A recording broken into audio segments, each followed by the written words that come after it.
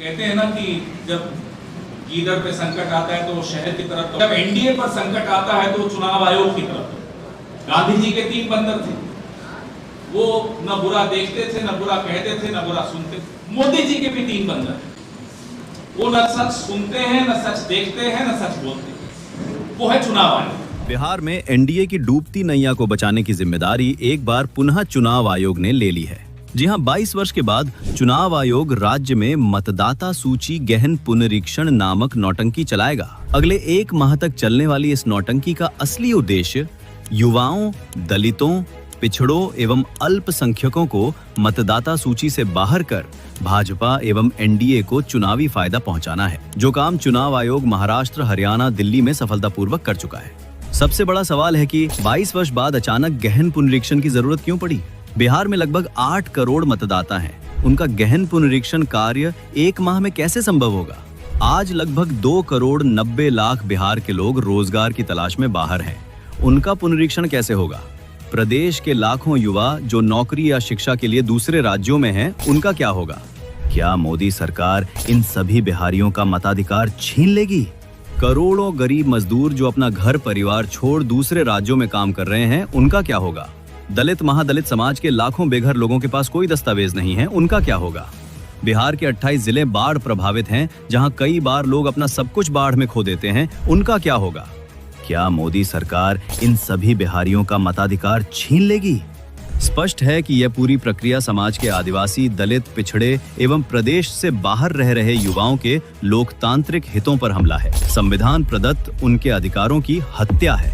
तो सचेत हो जाइए, मतदाता सूची में अपना नाम बचाइए, अन्यथा भाजपा और उनके सभी सहयोगी टूल्स आपके लोकतांत्रिक अस्तित्व को मिटाने के लिए मैदान में उतर चुके हैं।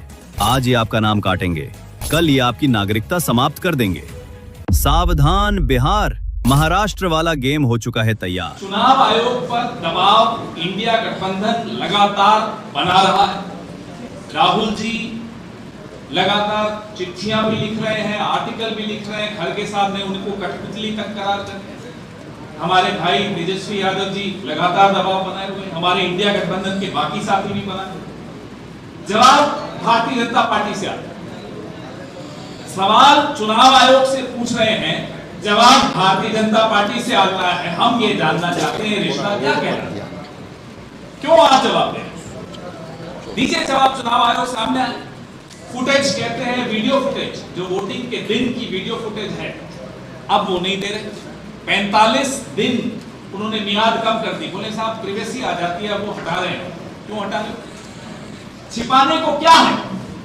अभी हम यही संघर्ष कर रहे थे कि अचानक बिहार में एक डाका डालने आ गया चुनाव आयोग। और डाका सिर्फ आपके वोट पर नहीं डाला जा रहा, ये डाका डाला जा रहा है आपके तमाम अधिकारों पर, आपके वजूद पर, आपकी पहचान पर, आपकी नागरिकता पर।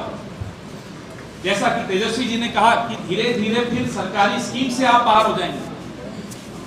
आपका वजूद खत्म करने का ये कि एक साजिश रची जा रही है। हमारे सवाल बहुत मैं विस्तृत नहीं करूंगा क्योंकि तेजस्वी जी ने सब कुछ कवर कर दिया।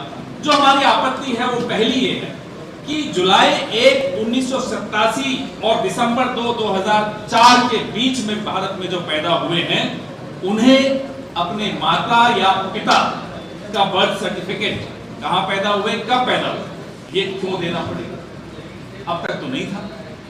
नंबर 2, दिसंबर 2, 2004 के बाद जन्मे हुए लोग, ये आजादी के बाद पैदा हुई दूसरी पीढ़ी पे आ रहे हैं। पहली पीढ़ी को भी प्रमाण देना पड़ेगा, दूसरी पीढ़ी को भी, आजाद भारत में पैदा होने वाली दूसरी पीढ़ी से ये प्रमाण मांगा जा रहा है। जो 2 दिसंबर 2004 के बाद जन्मे हुए लोग हैं, उन्हें माता पिता दोनों के जन्म का प्रमाण पत्र देना, कहां पैदा हुए, कब पैदा, दस्तावेज देने।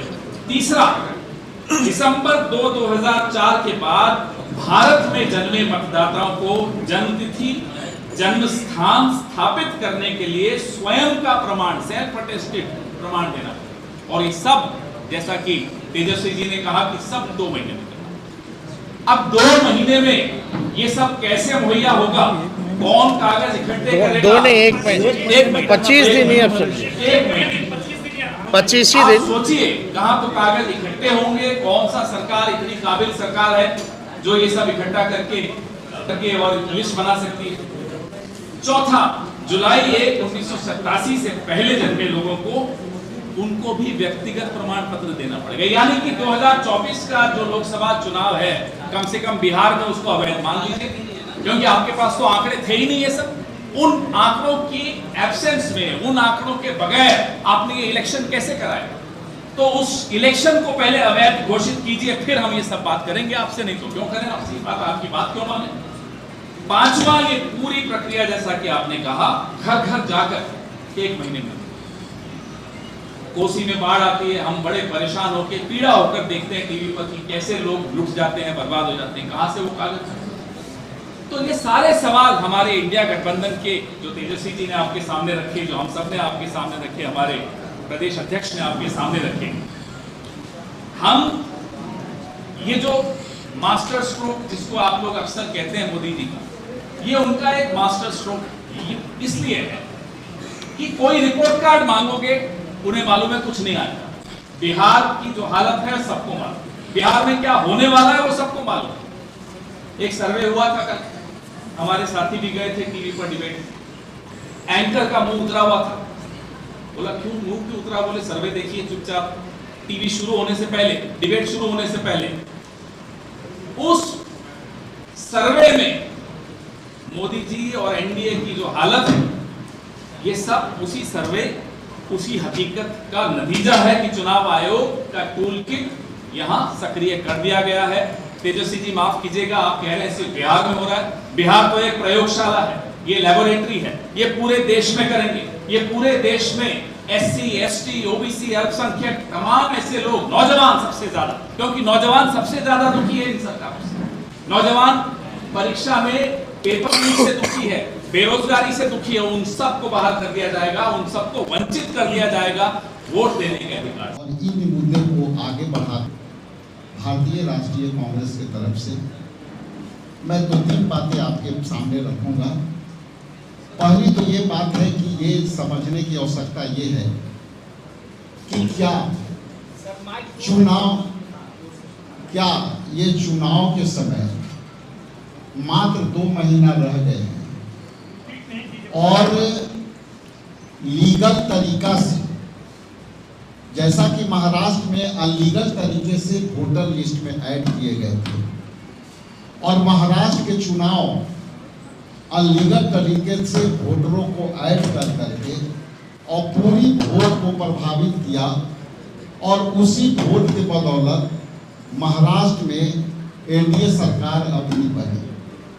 आप जैसा कि जानते हैं कि वहाँ एक शैक्षणिक इंस्टीट्यूशन में 6000 लगभग वोटर वहाँ पढ़े और वो साबित हो गया कि वहाँ पे अवैध तरीके से वोटर बनाया गया। अब ये बिहार में चुनाव है 2 महीना बाद और जिस तरह से अधिसूचना 1 दिन पहले आई, आप सोच सकते हैं कि जो काम करने में जो है 22 महीना लगते हैं, 5 साल भी लगते हैं, उसको आप 2 महीना में कैसे करेंगे।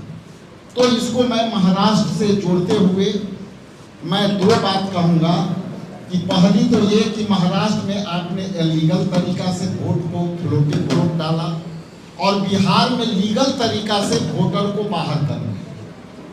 विस्तार से हमारे तेजस्वी जी ने कहा, तो यहाँ लीगल तरीका से आप हमारे वोटरों को, जो उनको लोकतंत्र में दिए अधिकारों को आप जो है वंचित करने का जो साजिश किया है, इंडिया गठबंधन के तमाम साथी हम जो है इसका प्रतिकार करते हैं, विरोध करते हैं और ये संविधान के विरोध जो काम है वो इलेक्शन कमीशन जो है ये केंद्र सरकार के दबाव में जैसा कि काम करते आया है, ये वही तरीका है जिस तरह से सारे इंस्टीट्यूशन को एनडीए में समर्थित केंद्र सरकार इसको अवैध तरीका से जो है कामें कराने का काम करती है।